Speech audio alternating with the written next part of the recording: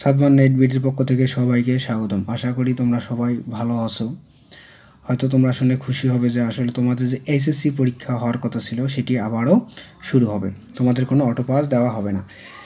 স্থগিত আসলে এটা একটা নিউজ 24 থেকে নেওয়া। আসলে এই নিউজ 24 থেকে এই সংবাদ মাধ্যমটি নেওয়া। স্থগিত হওয়া এইচএসসি পরীক্ষা 11 সেপ্টেম্বর থেকে।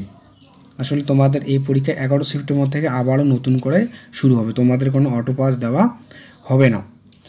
স্থগিত হওয়া এইচএসসি ও সমমানের পরীক্ষা আগামী 11 সেপ্টেম্বর থেকে শুরু হতে পারে বলে জানা গেছে।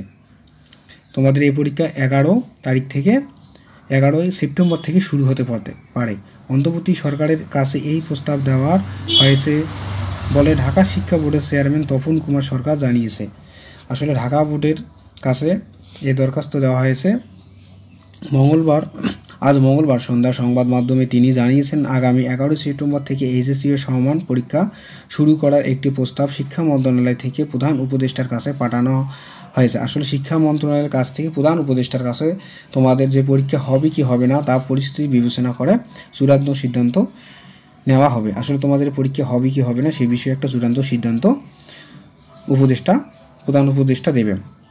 আসলে যে কোনো অটো পাস দেওয়া হবে না, তোমাদের পরীক্ষায় হবে।